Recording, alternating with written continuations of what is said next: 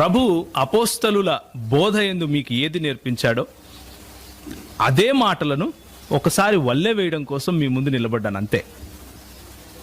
And this is my honest confession from the bottom of my heart. ఇది చెప్పటం కోసం ఏదో మీ ముందు చెప్పట్లేదు, నేను మనస్ఫూర్తిగా ఈ విషయం నమ్మి మీకు చెప్తున్నాను. ఏంటంటే, నేను ఈ మాట ఎక్కడికి వెళ్ళినా కానీ మొదట చెప్తాను ఏంటంటే, సార్వత్రిక క్రైస్తవ సంఘం నేర్పించిన మూల సూత్రాలను నాకు మీరు సంఘంగా ఏది నేర్పించారో దానిని ఒక లెక్కల మాస్టరు రెండెక్కం నేర్పిస్తే పిల్లవాడు నిలబడి రెండెక్కం ఎట్లా వల్ల వేస్తాడో, ఎట్లా అప్ప చెప్తాడో, that is what I will do. ఈరోజు ఉదయం అదే చేస్తాను. మొదటి కన్ఫెషన్ ఇది ఏంటంటే, మీకు తెలియని కొత్త విషయాలు బైబిల్లో 66 పుస్తకాల లేఖనముగా మనము నమ్మే బైబిల్ గ్రంథంలో లేని విషయాలు నేను మీ దగ్గర పంచుకోను. అలా పంచుకుంటే నన్ను దయచేసి ఆపండి, నన్ను దయచేసి సరిచేయండి.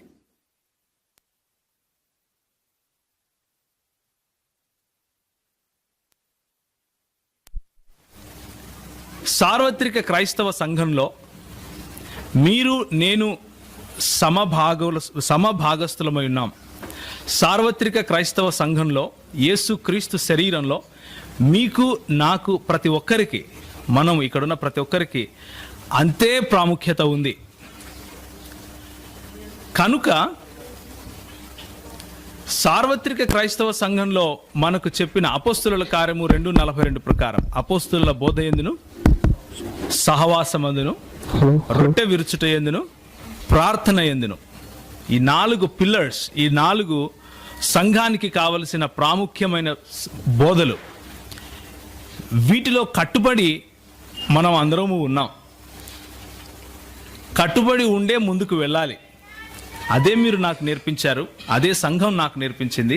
అవే మాటలు మనం ఈరోజు మళ్ళీ ఒకసారి చూసుకుంటాం.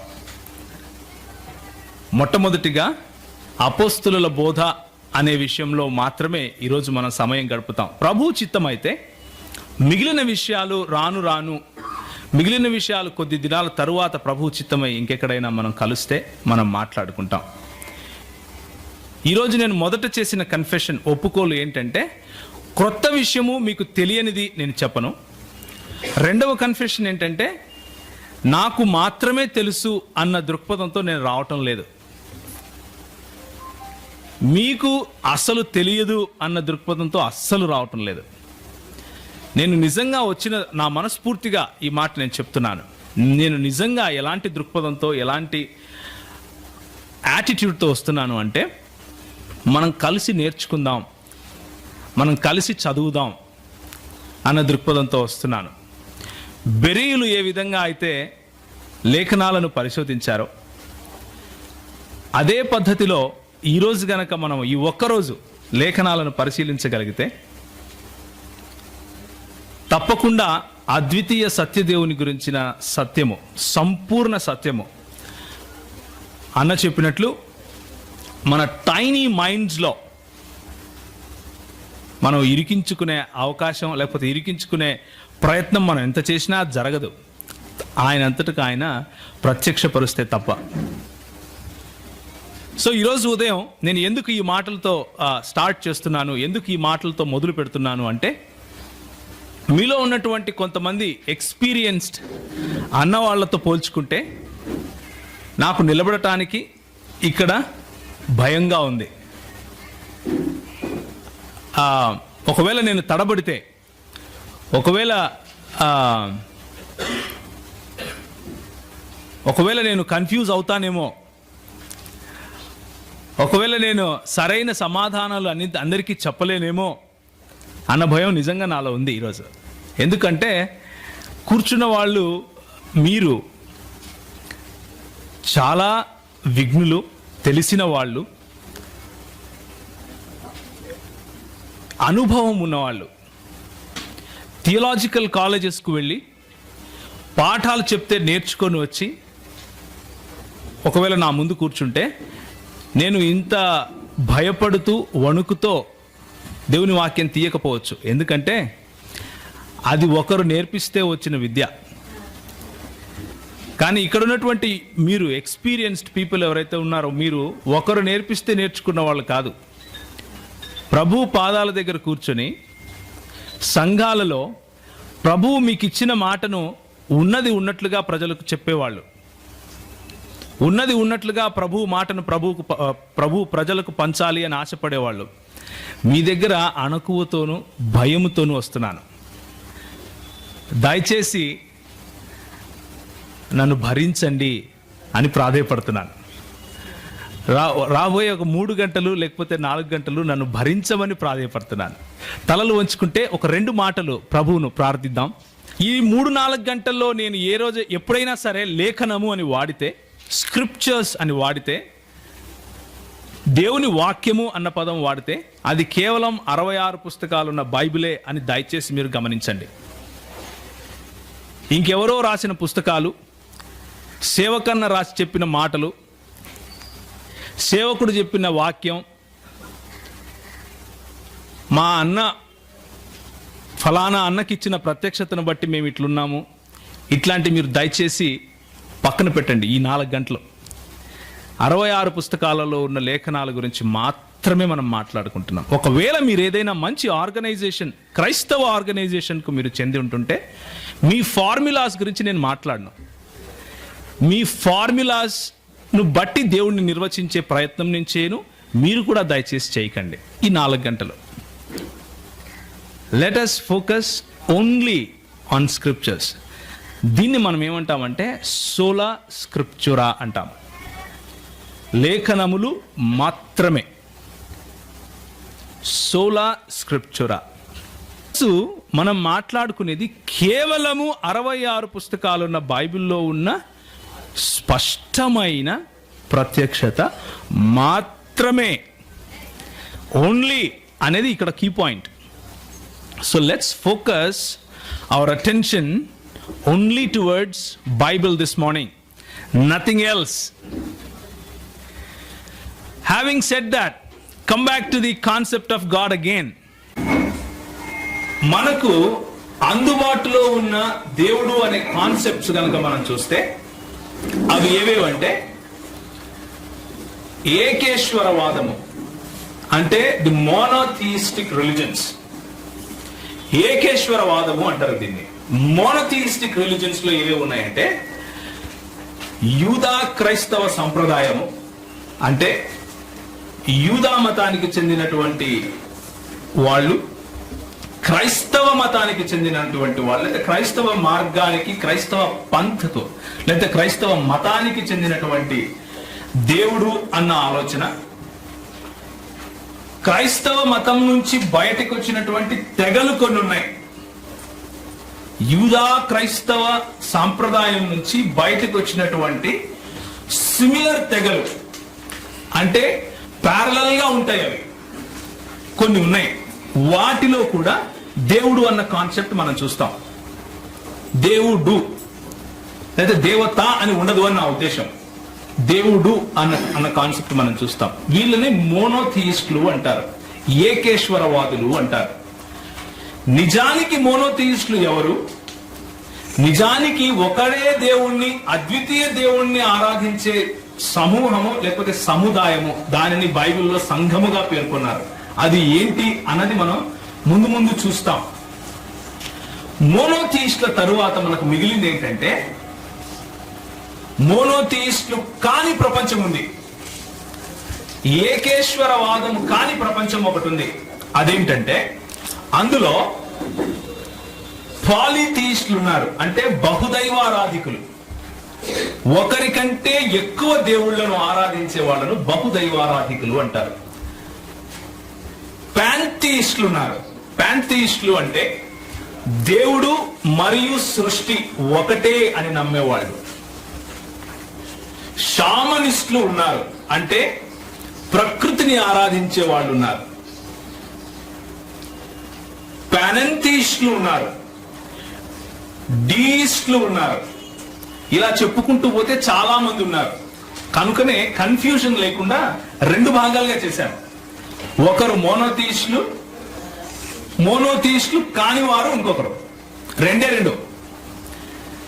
మోనోథియిస్టులు కాని వారి గురించి ఒక 5 నిమిషాలు మాట్లాడుకుందాం. ఆ తరువాత ఏకేశ్వరవాదము లేకపోతే మోనోథియిస్టుల దగ్గరకు వద్దాం. మోనోథియిస్టులు కాని వాళ్లను 2 రకాలుగా విభజించవచ్చు. మొదటిది ఒక సృష్టికర్త లేకపోతే కర్తలు, తర్వాత సృష్టికర్తలు సృష్టి అనే దాన్ని పాలిథియిజం అంటాం. అంటే బహుదైవారాధన అంటాం. అంటే ఎక్కువ మంది దేవుళ్ళు ఉన్నారు, సృష్టి కూడా ఉంది. సృష్టి మరియు దేవుళ్ళ మధ్య వ్యత్యాసం ఉంది, వారిరువురు వేరు అని నమ్మేది పాలిథియిజం, అంటే బహుదైవారాధన. సృష్టి అంటే సృష్టించిన వాడు మరియు సృష్టి 2 ఒకటే అనే దాన్ని పాంథియిజం అంటాం. మనము ఉదయం లేచినప్పటి నుంచి కర్నూల్లో బస్ స్టాండ్ దగ్గర టీ తాగి రాత్రికి ఇంటికి వచ్చి పడుకునేంత వరకు కూడా మనకు ఎదురయ్యే ప్రజల్లో ఈ 2 భాగాలు ఉంటాయి. వాళ్లకు తెలియకుండానే పాంథియిస్టులు ఉంటారు, వాళ్లకు మేము పాలిథియిస్టులము అని తెలియకుండానే పాలిథియిస్టులు ఉంటారు. ఉదాహరణకు చెప్తాను. మన హైందవ్యం, భారతదేశంలో ఉన్నటువంటి హైందవ్యాన్ని తీసుకుంటే, ఒకటి ఫిలసాఫికల్ లేక తత్వానికి సంబంధించిన హైందవ్యం ఉంది, ఒకటి ప్రాక్టీస్ చేసే హైందవ్యం ఒకటి ఉంది. ఫిలసాఫికల్ లేక తత్వానికి సంబంధించిన హైందవ్యం ఏముంటుందంటే, తత్వం అసి అంటుంది, నేనే ఆయనను అంటుంది. లేకపోతే అహం బ్రహ్మాస్మి అంటుంది, నేనే బ్రహ్మను అంటుంది. కొంచెం పైనుంచి వెళ్తా ఉందా? Let's talk little slow. Philosophical హైందవ్యం ఏం చెప్తుంది అంటే, అయ్యా ఏ రోజైతే నువ్వు రియలైజ్ అవుతావో, నువ్వు విద్యలోకి వస్తావో, ఇప్పుడు ప్రస్తుతానికి నువ్వు అవిద్యలో ఉన్నావు. నీ అవిద్య ఏంటంటే దేవుడు అనేవాడు ఎక్కడో ఉన్నాడు, వాడితో నువ్వు మాట్లాడాలి అని నువ్వు ఆలోచిస్తున్నావు. అదే అవిద్యరా నాయన, దాన్నే మాయ అంటారు. నీకు దేవునికి మధ్యలో వ్యత్యాసం లేదు, నీవే దేవుడివి. అది రియలైజ్ కావాలి అంటే కొన్ని మార్గాలు ఉన్నాయి, ఆ మార్గాలను పట్టుకొని వెళ్ళాలి. ఆ మార్గాలను పట్టుకొని వెళ్ళి నువ్వు ఎప్పుడైతే రియలైజ్ అవుతావో, నేనే బ్రహ్మన్ని, అఖండ కోటి బ్రహ్మాండ నాయకుడిని నేనే అని నువ్వు ఎప్పుడైతే అనుకుంటావో, అదే మోక్షం అంటారు. దీనిని ఫిలసాఫికల్ హిందూయిజం గా చెప్పాలి. దీనినే పాంథియిజం అంటారు. అంటే you flow out of creator, you yourself are creator, because there is non duality అంటారు. అంటే అద్వైతం, ఇది ద్వైతం కాదు, 2 సపరేట్ బీయింగ్స్ లేవు, ఒకటే బీయింగ్ ఉంది. అద్వైతము అంటారు దీన్ని. ఒకడే, I am flowing out of the creator, I myself am creator. దానికే సంస్కృతంలో వాడిన పదం ఏంటంటే అహం బ్రహ్మాస్మి. ఇప్పుడు ప్రాక్టీసింగ్ హిందూయిజం చూద్దాం. ఏంటంటే, సైకిల్లో వెళ్తుంటాం, లేకపోతే మోటార్ సైకిల్లో వెళ్తుంటాడు, లెఫ్ట్ సైడ్ ఒక గుడి కనిపిస్తుంది, బ్రేక్ వేసి ఇట్లా అంటాడు, వెళ్ళిపోతాడు. రైట్ సైడ్ ఇంకొక బాబా కనిపిస్తాడు, బ్రేక్ వేసి వాడికి ముక్తాడు, వెళ్ళిపోతాడు. ఇది ఫిలసాఫికల్ కాదు, ఇది ప్రాక్టికల్. ఎందుకు ప్రాక్టికల్ అంటే, ఆయన మైండ్ లో, ఆయన మనసుకు సంబంధించిన వరకు అందరూ దేవుళ్ళే, అందరిలోనూ కొంచెం కొంచెం దైవత్వం ఉంది. కొందరు దేవుళ్ళు ఉన్నారు, కొందరు దేవతలు ఉన్నారు. అన్ని కూడా ఈ కాన్సెప్ట్ ఏమంటారంటే బహుదైవారాధన అంటారు. ఈ కాన్సెప్ట్ గ్రీక్ ఫిలాసఫీలో కూడా ఉంది. అంటే నూతన నిబంధన గ్రంథం రాయబడక ముందు గ్రీక్ ఫిలాసఫీ ఏదైతే ఉందో, గ్రీకు దేశస్థులు ఎవరైతే ఉన్నారో వాళ్ళు కూడా బహుదైవారాధన చేసేవాళ్ళు. వాళ్లకు కూడా ప్రతి ఒక్కదానికి ఒక్కొక్క దేవత, ఒక్కొక్క దేవుడు ఉండేవాడు. ఇది కొత్త కాదు. అబ్రహామును పిలుచుకున్న దేవుడు అబ్రహామును ఏ ప్రాంతం నుంచి పిలుచుకున్నాడండి? మెసొపొటేమియా అనే ప్రాంతం నుంచి పిలుచుకున్నాడు. మెసొపొటేమియా అనే ప్రాంతము ఈ రోజు మనకున్నటువంటి భారతదేశానికి పైన లెఫ్ట్ హ్యాండ్ సైడ్ లో వరల్డ్ మ్యాప్ కనుక మీరు చూస్తే, లెఫ్ట్ హ్యాండ్ సైడ్ లో ఇరాక్, ఇరాన్, సిరియా, కనాను ప్రాంతము అంటే ఇప్పుడున్న యెరూషలేము, ఆ తరువాత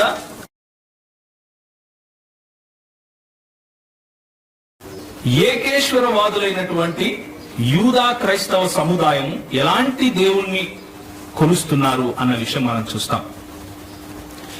ఈ ఏకేశ్వరవాదులు అయినటువంటి యూదా క్రైస్తవ సముదాయం నుంచి మొదట యూదా సముదాయాన్ని చూడాలి. అబ్రహామును దేవుడు పిలుచుకున్నాడు అన్నట్లుగా చరిత్ర చెప్తా ఉంది. ఆయన తన బహుదైవారాధనను విడిచిపెట్టి ఒకడే దేవుడున్నాడు, ఆయననే ఆరాధించాలి అని ఆశపడి ముందుకొచ్చాడు. ఊరు ప్రాంతం నుంచి ఆయన వెళ్లి కనాను దేశానికి ప్రవేశించాడు. ప్రవేశించిన తరువాత ఆయనను, ఆయన కుమారులను అంటే అబ్రహాము దేవుడు, ఇస్సాకు దేవుడు, యాకోబు దేవుడు ఒకడే అన్నట్లుగా ఆ దేవుడు తన పరిచయాన్ని తన పిల్లల పేర్లు పెట్టి మరీ ఇచ్చుకున్నాడు. ఆ అబ్రహాము దేవుని గురించి ఈరోజు ఎక్కువ సమయం మనం గడుపుతాం. ఆ అబ్రహాము, ఇస్సాకు, యాకోబుల దేవుని గురించి మనం ఈరోజు ఎక్కువ సమయం గడుపుతాం. ఆ దేవుని దగ్గరికి రావడానికి ముందు నేను కొన్ని డూప్లికేట్స్ చెప్తాను. Let's talk about duplicates little bit. Okay, duplicates ఏంటంటే దేవుడు ఒకడే అని బైబిల్ చెప్తా ఉంది అనేసి ఈ 66 పుస్తకాలలో ఉన్నటువంటి వచనాలలో నుంచే కొన్ని వచనాలను మాత్రమే చెరీ పికింగ్ చేస్తారు. చెరీ పికింగ్ అంటే నీకు ఇష్టమైనదే తింటావు, నీకు ఇష్టం లేనిది అసలు భోజనమే కాదంటావు. దాన్ని చెరీ పికింగ్ అంటారు. అంటే నిన్ను కూర్చోపెట్టి భోజనం పెడితే నీకు సాంబార్ ఇష్టం అనుకోండి, సాంబార్ మాత్రమే భోజనం, మిగిలిన వాళ్ళు తినేదంతా గడ్డి అంటావు. నీకు బిర్యానీ ఇష్టం అనుకోండి, బిర్యానీ పెట్టించుకుంటావు, మిగిలిన వాళ్ళందరూ ఎర్రోళ్ళే. ఇంకా దాన్ని చెరీ పికింగ్ అంటాం.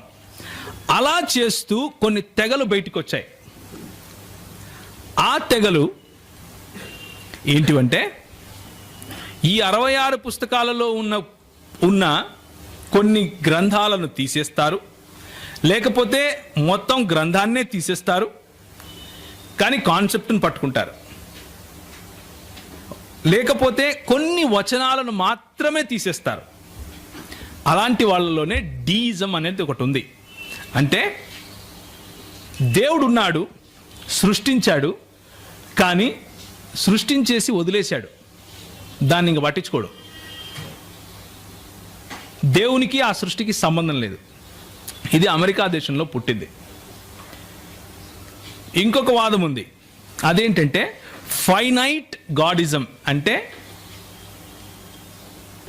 పరిమితులున్న దైవవాదం, పరిమిత దైవవాదము అంటారు దీన్ని. ఆ దేవునికి కొన్ని పరిమితులు ఉన్నాయి. బోర్ కొడుతోందా? తప్పదు, ఇది తెలుసుకోవాలి. సో అన్నిటికంటే పాపులర్, అన్నిటికంటే ముఖ్యమైన కొన్ని తెగలు ఉన్నాయి బయటకు వచ్చినటివి. అవేంటివి అంటే నేను మీకు ఒక స్లైడ్ చూపిస్తాను, దాన్ని చూడండి. అందులో ఉన్న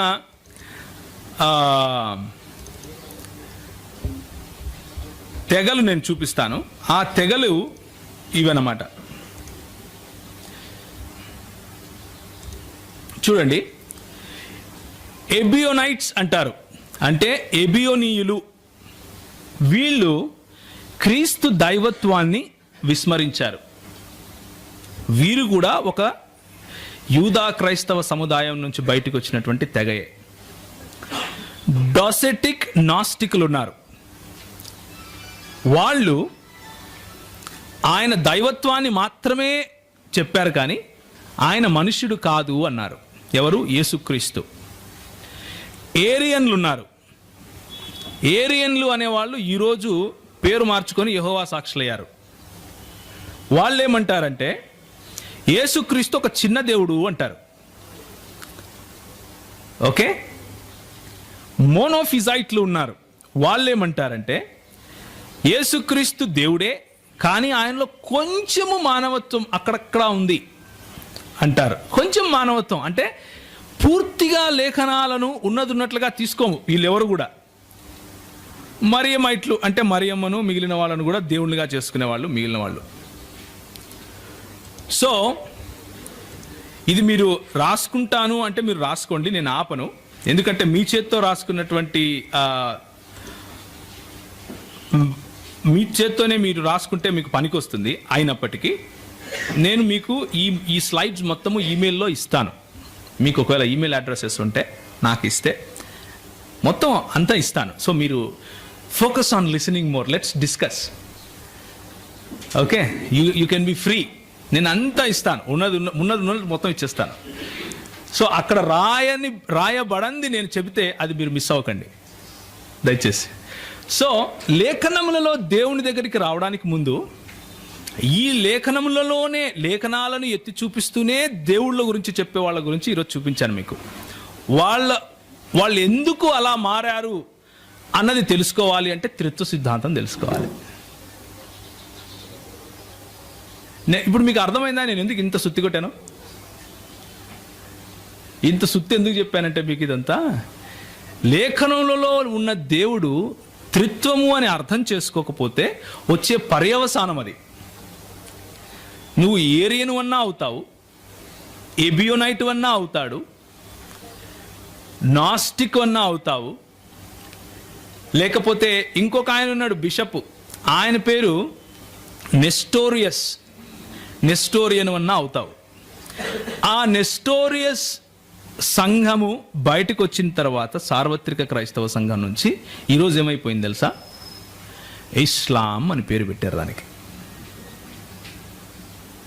మెజారిటీ దేశాలు టర్కీ దగ్గర నుంచి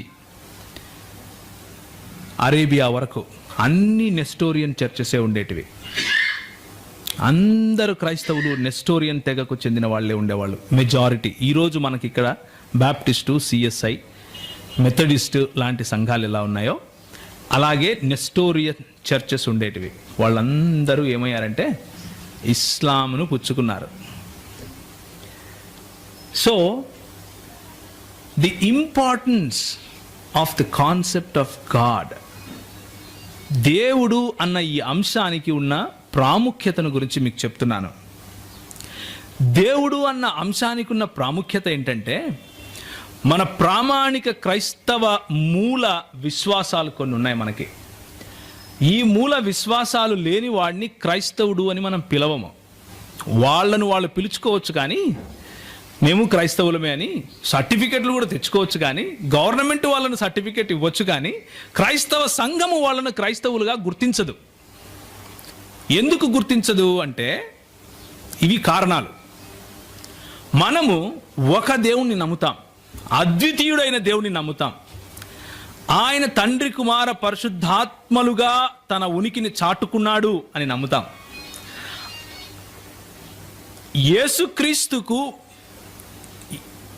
యేసుక్రీస్తుకును పోవడానికి ముందు మానవుడు సంపూర్ణంగా పతనమైపోయాడు పాపంలో అని నమ్ముతాం. ఆ పతనమైన మానవుడిని రక్షించటం కోసం దేవుడే కన్య గర్భాన పుట్టాడు అని నమ్ముతాం. ఆ క్రీస్తు పరిశుద్ధుడని, ఆయనలో ఏ పాపము లేదని, ఆయన దేవుడని నమ్ముతాం. ఎందుకు నమ్ముతాము? నేను చెప్తున్నాను కాబట్టి కాదు, లేఖనం చెప్తుంది కాబట్టి. అది ఎందుకు అన్నది మనం నెక్స్ట్ సెషన్స్లో చూసుకుంటాం. ముందు మీకు ఒక ఫౌండేషన్ ఇస్తున్నాను. వీళ్ళను క్రైస్తవులము అంటాం మనం. యేసుక్రీస్తు సంపూర్ణంగా దేవుడు అని నమ్మినంత మాత్రాన సరిపోదు. యేసుక్రీస్తు అంతే సంపూర్ణంగా మనుష్యుడు అని నమ్ముతాం. లేకపోతే మానవ పతనాన్ని అర్థం చేసుకునేవాడు కాడు. ఆయన మనుష్యుడు అవ్వక తప్పదు. ఏ యోగ్యత లేని నన్ను దేవుడు ఎన్నుకున్నాడని, విశ్వాసం ద్వారా మనను రక్షించాడని, క్రీస్తు పాప పరిహారార్థ బలిగా తన దేహాన్ని పెట్టాడని, ప్రాణం పెట్టాడని, సశరీరుడై తిరిగి లేచాడని, సశరీరుడై ఆయన తిరిగి తండ్రి వద్దకు వెళ్ళాడని, అదేవిధంగా ఆయన ఇప్పుడు యాజకత్వం చేస్తున్నాడని, యాజకత్వం చేస్తూ నీకోసం నా కోసం మధ్యవర్తిత్వం చేస్తున్నాడు, ప్రార్థిస్తున్నాడు అని, ఆ ప్రార్థించే యేసు తీర్పు తీర్చటానికి తిరిగి రాబోతున్నాడని, తిరిగి రాబోయిన తరువాత లేఖనాలు పరిపూర్ణంగా సంపూర్ణమైపోతాయని, ఉన్నది ఉన్నట్లుగానే లేఖనాలు మనకు వివరిస్తున్నాయి. ఇది మన క్రైస్తవ విశ్వాసం. ఈ పునాదికి బయట ఉన్న వాళ్ళని మనము క్రైస్తవులు అని పిలవలేం. అన్నిటికంటే ముఖ్యంగా it all starts or it all boils down to one point. ఏంటంటే దేవుని ఏకత్వం, ఆ దేవుని ప్రత్యక్షత అయిన త్రిత్వం. దేవుని ఏకత్వము, ఆ దేవుని ప్రత్యక్షత అయిన త్రిత్వం. ఈ రెండు కాన్సెప్ట్స్లో ఏ ఒక్కదాన్ని విస్మరించినా కింద మిగిలిన 14 పాయింట్స్ కూడా యూ హ్యావ్ టు డినై. నువ్వు వాటిని విస్మరించక తప్పదు. మొదటి 2 పాయింట్స్లో ఏ ఒక్కదాన్ని విస్మరించినా మిగిలిన 14 పాయింట్స్లో దేన్ని నువ్వు పట్టుకోలేవు. అది ఎట్లా నేను చెప్తా తర్వాత. But this is the truth. అందుకు ఈ కాన్సెప్ట్ ముఖ్యం. కాబట్టి దేవుడు అన్న సత్యము, దేవుడు ఎందుకు తనను తాను అలా చెప్పుకున్నాడు అన్న సత్యం మనం తెలుసుకోవాలి. ద్వితీయోపదేశ కాండము 6వ అధ్యాయం 4వ వచనం. దయచేసి ఎవరైనా సరే తెలుగు భాషలో గట్టిగా చదవండి. అందరికీ వినపడే విధంగా చదవాలి. పెద్దలు ఉన్నారు, పాస్టర్ గారులు ఉన్నారు. దయచేసి మీరు వేరే వాళ్లకు చదవటానికి అవకాశం దయచేయండి. మిమ్మల్ని గౌరవించడానికి మాకు అవకాశం దయచేయండి. ఇశ్రాయేలు వినుము, మన దేవుడైన యెహోవా అద్వితీయుడగు యెహోవా.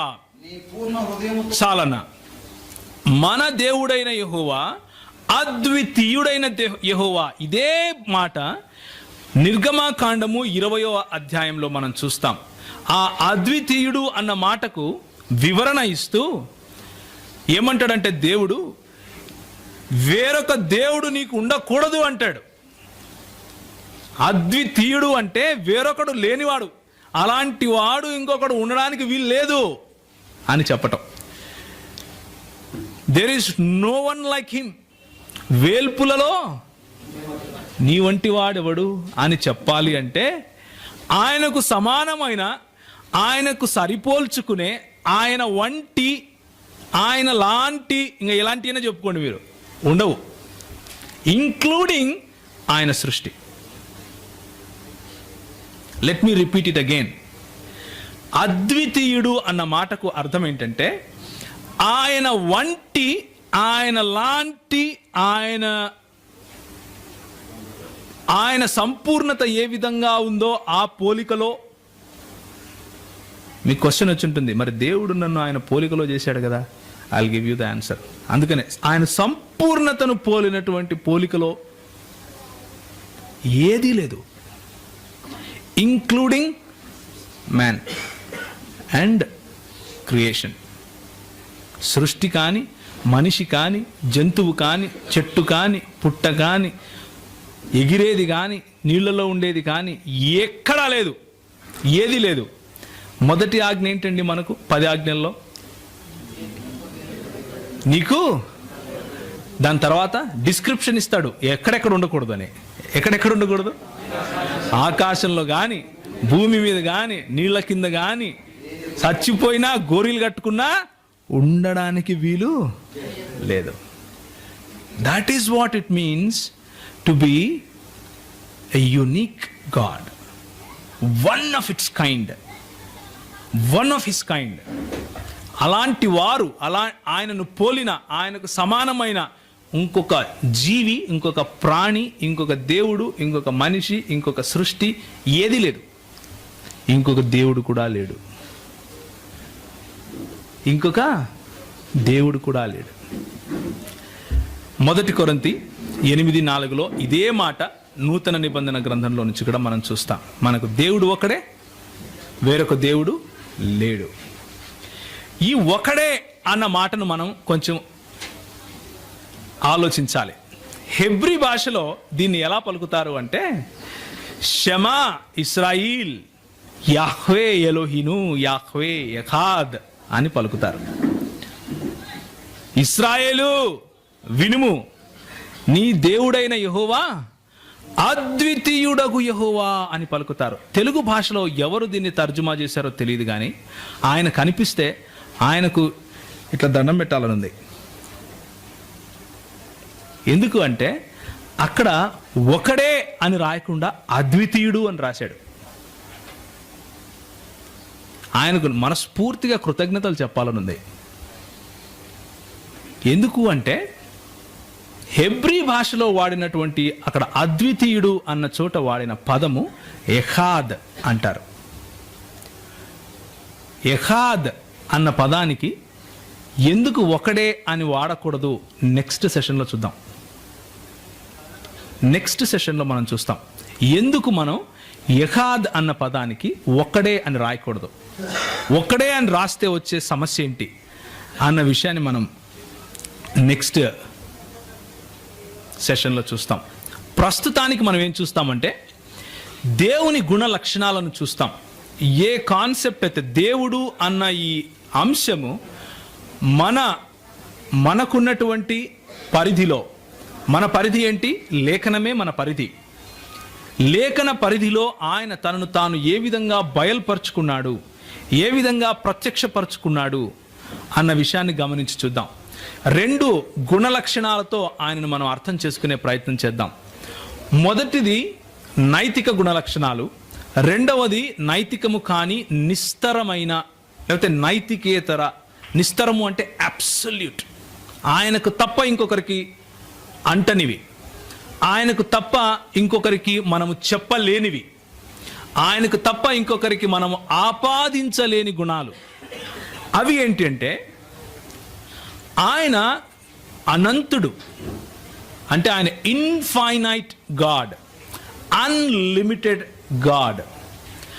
ఆయన స్వయంభూ అయి ఉన్నాడు, స్వయంభవుడు అంటే సెల్ఫ్ ఎగ్జిస్టింగ్, అన్క్రియేటెడ్, అన్కాజ్డ్. ఆయన మార్పు లేనివాడు. He is unchangeable. అన్చేంజబుల్ అంటే ఎప్పటికీ ఆయనలో మార్పు రాదు. నిన్న మార్పు లేదు, ఈరోజు మార్పు ఉండదు, రేపు మార్పు రాదు. ఆయన నిత్యుడు, అంటే ఒకరోజు ఉండి ఇంకొక రోజు లేకుండా ఉండేవాడు కాదు. ఆయనకు ఒక మొదలు ఒక అంతము అనేది ఉండదు. ఆయన అన్నీ చేయగలవాడు, అంటే ఆయన సర్వ సామర్థ్యము గలవాడు, సర్వ సమర్థుడు. ఆయన సర్వజ్ఞుడు. సర్వజ్ఞుడు అంటే అన్నీ తెలిసినవాడు. అదేవిధంగా ఆయన సర్వవ్యాపి అయిన దేవుడు, అంటే అన్ని చోట్ల ఒకే సమయంలో ఉండగల వాడు. ఈ 7 పాయింట్స్లో ఏ ఒక్క పాయింట్ అయినా సరే వేరే క్రియేషన్కి, అంటే సృష్టిలో దేనికైనా సరే ఆపాదించే ప్రయత్నం చేసి చూద్దాం, సాహసం చేద్దాం. ఆలోచించి చూడండి, ఎవరికి చెప్పొచ్చు? ఆలోచించి చూద్దాం, జస్ట్ ఒక 2 minutes. ఎవరికి చెప్పచ్చు? అనంతుడు అంటే ఏంటన్నా? What do you mean by infinite? అంతము లేనివాడు. ఓకే, అంతము లేనిది అనంతమా? అంటే ఉదాహరణకి ఈరోజు ఏదైనా ఒకటి మొదలైంది అనుకోండి, దానికి ఇంకా అంతం లేకుండా అయిపోయింది అనుకోండి, అది అనంతం అయిపోతుందా? అనంతుడు అంటే మొదలు కూడా ఉండకూడదు. So what I'm trying to say is, ఈ 7 పాయింట్లు కూడా ఒకదానితో ఒకటి ముడిపడి ఉన్నాయి. They are inseparable. వాటిని వేరు చేయలేరు. ఉదాహరణకి మార్పు లేని వాడు అనంతుడు అయ్యి ఉండక తప్పదు. అర్థమవుతుందా?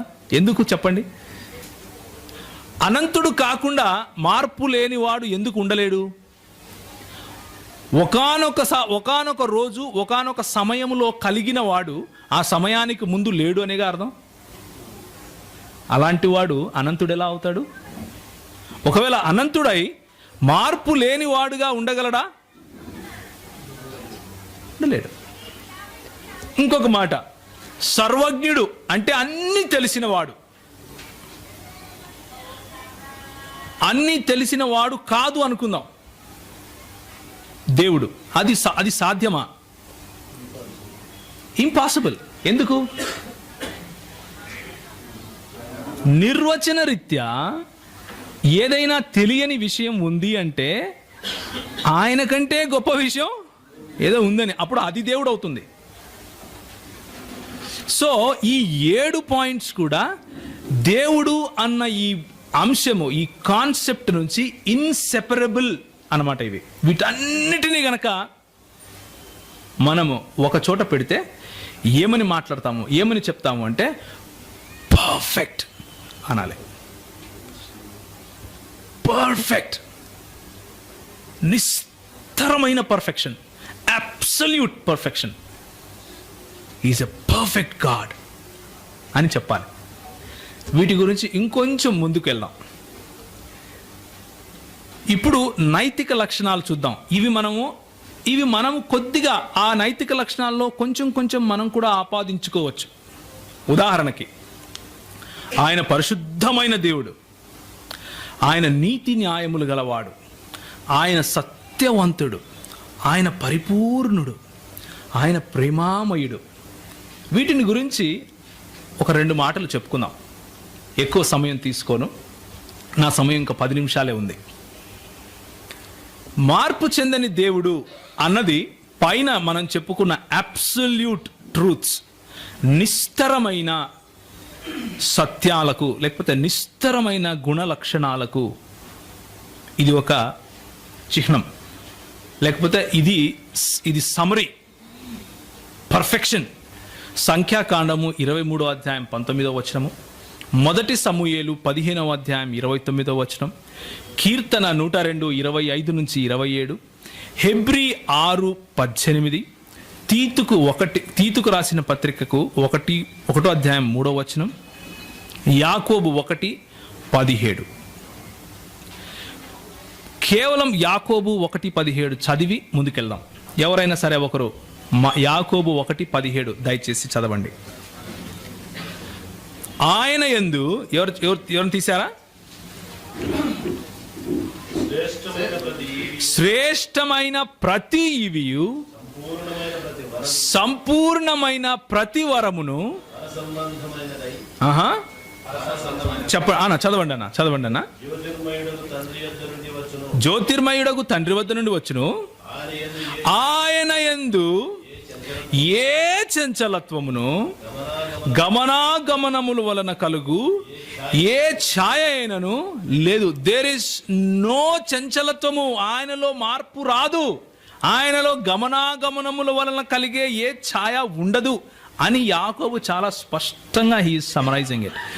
పైన ఉన్న వచనాలన్నీ గనక చదివితే మనకు అర్థమయ్యే లాస్ట్ మాట యాకోబు 1:17. అదే మాట మలాకి 3:6లో కూడా ఉంటుంది. నేను నీ దేవుడైన యెహోవానైన నేను మార్పు లేని వాడను, మార్పు నాలో ఉండదు, కనుకనే ఆయనను నిస్తరమైన సత్యంగా లేకపోతే అబ్సల్యూట్ ట్రూత్గా చూస్తున్నాం. ఈ మార్పు చెందని దేవుడు మనకు ఇచ్చే మాట ఏంటంటే, ఆయన మార్పు చెందని వాడు కాబట్టి నిన్ను ఒకరోజు రక్షించాను అని చెప్తే నువ్వు రక్షించబడ్డావు అంతే. మళ్ళా ఆయన మారడు, ఆయన మాట మార్చుకోడు. That is the confidence a Christian can have in his God. క్రైస్తవుడు తన దేవుని పైన ఇంత బలంగా ఆధారపడగలుగుతాడు. ఎందుకు అంటే ఆయనలో మార్పు ఉండదు కాబట్టి. నిన్న ఆయన మిమ్మల్ని ప్రేమించి రేపు మిమ్మల్ని ద్వేషించేవాడు కాదు. అర్థమవుతుందా ఎందుకు ఇది ఇంపార్టెంట్? నిన్న ఆయనకు నీ కష్టాలు తెలుసు, ఈరోజు మర్చిపోడు. ఎందుకంటే ఆయనలో మార్పు లేదు, మార్పు రాదు. మనము ఒకవేళ ఇలా అనుకుంటూ ఉంటారు, గట్టిగా ప్రార్థన చేస్తే దేవుడు మారుతాడు రా అని. దేవుడు మారడు, మనల్ని మార్చేస్తాడు దేవుడు గట్టిగా ప్రార్థన చేస్తే. మనం ఎందుకు ప్రార్థన చేస్తే క్వశ్చన్ చేస్తూ ఉంటారు, మరి దేవుడు మార్పు లేని వాడైతే ప్రార్థన ఎందుకు చేస్తావా? నాకు పెళ్లి కావాలంటే దేవుడు అప్పుడు రియలైజ్ అవుతాడా, ఓ ఈయనకి పెళ్లి కావాలి కాబట్టి ఒక అమ్మాయిని బట్టి కాదు. నువ్వు ప్రార్థన చేసేటప్పుడు దేవుడు నిన్ను తయారు చేస్తాడు. He prepares you. ఆయన మార్పుకు లోనవుడు, నిన్ను మారుస్తాడు. అది ఆయనలో ఉన్న గొప్పతనం. అందుకనే నిరంతరము ప్రతి విషయంలోనూ ఆయన పైన ఆధారపడటానికి ఆయనలో ఉన్న నిస్తర గుణాలే కారణం. ఇప్పుడు మనం నైతిక గుణలక్షణాలు కనుక చూసుకుంటే, మొట్టమొదటిగా మనం అర్థం చేసుకోవాల్సింది ఏంటంటే, దేవుడు ఏదో ఒక ఫోర్స్ కాదు. ఫోర్స్ అంటే ఒక కరెంటుకు ఒక స్విచ్ చేసామనుకోండి, ఫ్యాను తిరుగుతుంది. కరెంటుని ఏమంటాం? పవర్, ఫోర్స్ అంటాం, అవునా? ఆ ఫోర్స్ని నడిపించడానికి కరెంటుకు స్విచ్ చేసేవాడు కావాలి, వేసేవాడిని వ్యక్తి అంటాం, అవునా? So that's the difference. దేవుడు ఒక శక్తి మాత్రమే కాదు, వ్యక్తిత్వము కాదు. వ్యక్తిత్వం ఉన్న ఒక వ్యక్తి. ఆయన ఒక వ్యక్తి అయి ఉన్నాడు. ఏదో ఒక శక్తి అనుకుని పొరపడితే మనం ఏమవుతామంటే యెహోవా సాక్షుల్లో కలిసిపోతాం. అది ఎందుకో నేను చెప్తాను. ఓకే, దేవునికి ఒక మనసు ఉంది, ఆయనకు ఒక చిత్తం ఉంది, ఆయనలో భావనలు ఉన్నాయి. మనసు ఉంది అంటే ఆయన ఆలోచించగలవాడు. ఆయన క్లిష్టమైన డిజైన్స్ చేయగలవాడు. అంటే మన సృష్టిని చూస్తే మనకు తెలిసిపోతుంది. దీన్ని ఆంటలాజికల్ ఆర్గ్యుమెంట్ అంటారు. అదేవిధంగా ఆయనకు చిత్తం ఉంది అంటే ఆయన కొన్ని చాయిసెస్ చేసుకోగలుగుతాడు. నేను ఇది చెయ్యను, నేను ఇది చేస్తాను అన్న నిర్ణయాలు తీసుకోగలవాడు. అదేవిధంగా ఆయనను మీరు బాధ పెట్టచ్చు, సంతోష పెట్టచ్చు. ఆయనకు భావనలు ఉన్నాయి. కాబట్టి మనము దేవుణ్ణి యూదా క్రైస్తవ సముదాయము ఒక వ్యక్తిగా చూస్తూ ఉంది. యూదా క్రైస్తవ సముదాయం చెప్పే ఈ లేఖనాలు దేవుణ్ణి ఒక వ్యక్తిగా చూస్తున్నాయి. ఆయనకు మంచి తెలుసు, మంచిని ప్రేమిస్తాడు, మంచినే ఎన్నుకుంటాడు. ఆయనకు మంచి తెలుసు, మంచిని ప్రేమిస్తాడు, మంచినే ఎన్నుకుంటాడు. ఇది ఎందుకు ఈ మాట నేను చెప్తున్నాను అంటే, ఆయన మంచినే ఎన్నుకొని తీరాలి. మంచిని కాని దానిని ఎన్నుకుంటే నిర్వచన రీత్యా ఆయన దేవుడు కాకుండా పోతాడు. Absolute true God absolute good అయి ఉండాలి. అబ్సల్యూట్ గుడ్ కాకపోతే మానవులకు కూడా అది తప్పు అని తెలుస్తూ ఉంటే ఆయన దేవుడు ఎలా అవుతాడు అన్న ప్రశ్న వస్తుంది. కాబట్టి దేవుడు నిర్వచన రీత్యా by his own definition he has to be all good, మంచివాడై ఉండాలి. ఓకే, కనుక దేవుడు సర్వ సృష్టిలో ఉన్న మాలిన్యానికి, ఆదాము చేసినటువంటి పాపానికి, వీటన్నిటికీ అతీతుడై ఉన్నాడు. ఆయన పరిశుద్ధుడై ఉన్నాడు. అది లేఖన సారాంశంలో మీరు నిర్గమాకాండం 15వ అధ్యాయం 11వ వచనంలో చూడొచ్చు. లేవీకాండము 11వ అధ్యాయం 45వ వచనంలో చూడొచ్చు. అదేవిధంగా యెషయా 5:16లో కూడా చూడొచ్చు. దేవుడు పరిశుద్ధమైన వాడు. దాన్ని బట్టి మనకు అర్థమయ్యేది ఏంటంటే, ఆయన పరిశుద్ధుడు కాబట్టి సంఘములో ఉన్న మనల్ని పరిశుద్ధులుగా అవ్వమంటున్నాడు. ఆయనే పరిశుద్ధుడు కాకపోతే మనల్ని కూడా పరిశుద్ధమైన జీవితాలను జీవించు అని చెప్పడానికి అవసరం లేదు. దొరికినట్టు కాల్చండి అని అనగలుగుతాడు. మీ పవిత్ర మాసం అయిపోయిన వెంటనే దొరికినట్టు నరకండి అంటాడు. అలా అనడం లేదు మన దేవుడు. అంటే ఆయన పరిశుద్ధుడు కాబట్టి. పరిశుద్ధత అక్కడితోనే ఎండ్ అవ్వదు. పరిశుద్ధతలో న్యాయం ఉండి తీరాలి, నీతి ఉండి తీరాలి. నీతి లేని దాన్ని పరిశుద్ధతగా మానవులే ఒప్పుకోరు. దేవుడు ఎలా ఒప్పుకుంటాడు?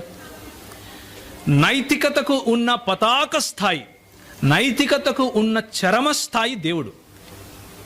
అంటే యూదా క్రైస్తవ సముదాయంలో, అంటే ఈ 66 పుస్తకాల లేఖనంలో తప్ప ఇంకెక్కడ కూడా నైతికతకు స్టాండర్డ్ కనపడదు. వేరే ఏ రకమైన థాట్, అంటే ఏ రకమైన ఆలోచనకు వెళ్ళినా కానీ, ఉదాహరణకు తీసుకోండి, సృష్టికర్త నేనే అని చెప్పుకునే ప్యాంథియిజంలో మంచి చెడులను ఎవరైనా చెప్పగలుగుతారా? చెప్పలేరు. ఎందుకు? అవన్నీ కూడా మాయ, మోహం. అదంతా మాయ నాయన. మంచి లేదు, చెడు లేదు, అంతా దేవుడే. అలాగే బహుదైవ ఆరాధన అనుకోండి, ఎక్కువ మంది దేవుళ్ళు ఉండే చోట చెడుకు ఒక దేవుడు ఉంటాడు, మంచికి ఒక దేవుడు ఉంటాడు. సో చెడు చేసే దేవుడు చేసేది తప్పు అని చెప్తే కాదు, దేవుడు చేసిన లీల అది. ఏంటది? లీల. మంచి చెడులకు నిర్వచనం ఇవ్వాలి అంటే యూదా క్రైస్తవ సమాజం చెప్పే దేవుడి దగ్గరికి రాక తప్పదు. You will have to assume. దేవుడు లేడు అని చెప్పేవాడు ఉంటాడు ఒకడు, వాడిని మనం నాస్తికుడు అంటాం. అది కూడా ఒక మతమే. ఆ మతంలో నుంచి కూడా మంచి చెడులను ఎవరు చెప్పలేరు. ఎందుకు అంటే ఇది మంచి అని చెప్పాలి, ఇది చెడు అని చెప్పాలి అంటే దేవుడు తప్ప వేరే స్టాండర్డ్ చూపించలేడు. ఎక్కడి నుంచి వచ్చింది మంచి చెడు అంటే ఆన్సర్ ఉండదు. యూదా క్రైస్తవ సమాజం చెప్పే దేవుని దగ్గరికి వస్తే ఆ మంచి చెడులకు నాంది పునాది ఆయనే అని లేఖనం చెబుతుంది.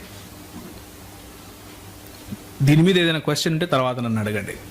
సో ఆయన నీతి న్యాయము గలవాడు, ఆయన రోషము గల దేవుడు. నిర్గమాకాండము 34:14, యెహెజ్కేలు 39:25. ఆయన పరిపూర్ణతలో నివసించే దేవుడు. దేవుడు పరిపూర్ణుడు. ఆయన ఉనికి యందు గాని ఏది తక్కువగా లేదు. He is self sufficient. ఆయన పరిపూర్ణుడు కాబట్టి ఆయన యందు నిరీక్షించే మనము ఒకానొక రోజు ఏమవుతాం? పరిపూర్ణులమవుతాం. ఆయనలో యథార్థత ఉంది. ఆయన తప్పులు చెప్పడు, ఆయన అబద్ధాలు చెప్పడు. నేను అబద్ధాలు చెప్పటానికి మనుషుణ్ణి కాదు అని ప్రభు చెప్తాడు. యథార్థవంతుడు మన దేవుడు. వీటన్నిటినీ గనక, అంటే ఈ నైతిక స్టాండర్డ్స్ అన్నిటిని మనం సమ్మరైజ్ చేయాలి అంటే, ఒక సారాంశం ఇవ్వాలి అంటే దానికి ప్రేమ అని పేరు పెట్టాలి. సర్వంలోనూ మంచితనం అన్నదానికి ప్రేమ అని పేరు పెట్టాలి. సో మన దేవుడు ప్రేమించే దేవుడు గనుక మనకు ఆయన ప్రేమను నేర్పుతాడు, ప్రేమించాలి అని చెబుతాడు. ఇప్పుడు ఈ 2 నిమిషాలు మీ మెదడుకు ఒక మేత పెట్టేసి వదిలేస్తాను. టీ బ్రేక్ సమయంలో వీటిని గురించి ఆలోచించండి. నెక్స్ట్ సెషన్కి వచ్చినప్పుడు ఇది ఎలా సాధ్యం అని మీరే ఆలోచించండి. ఒక పక్క పర్ఫెక్ట్ దేవుడు ఉన్నాడు, అంటే నిస్తరమైన అబ్సల్యూట్ ట్రూ గాడ్ ఉన్నాడు. ఇంకొక పక్క ప్రేమకు ప్రతీకగా ఉన్నాడు. పతాక స్థాయిలో ఆయన ప్రేమ ఉంది. ఆయన హీఈస్ ఎ జస్ట్ గాడ్. ఆయన న్యాయమైన దేవుడు. ఆయన పాపాన్ని చూస్తే నేను సహించను అని చెప్పే దేవుడు. యథార్థవంతుడు, అంటే నిజం చెప్తున్నాడు. At the same time he is all powerful, all knowing. He can be here and in heaven at the same time. ఇలాంటి నిస్తరమైన విలువలు ఉన్నాయి. నైతికతలోనూ పతాక స్థాయి ఆయనదే. అప్పుడు ఆలోచించి చూడండి, ఒకానొకప్పుడు ఒకవేళ దేవుడు ఒంటరివాడైతే, ఒంటరివాడు అంటే దేవునిలో బహుళత్వం లేకపోతే, త్రిత్వము కాకపోతే, ఒకానొక సమయంలో హీ ఈస్ పర్ఫెక్ట్, ఆయన అన్నిట్లోనూ self sufficient, and he is all loving. Is it possible? ఎవరిని ప్రేమించాడు? ఎవరితో మాట్లాడాడు? ఆయనకు రిలేషన్స్ అన్నవి ఎలా తెలుసు? ఆయనకు అన్నీ తెలిసి ఉండాలి. ఆయన సర్వగుణ సంపన్నుడు, అంటే ప్రేమలో పతాక స్థాయి ఉన్నవాడు.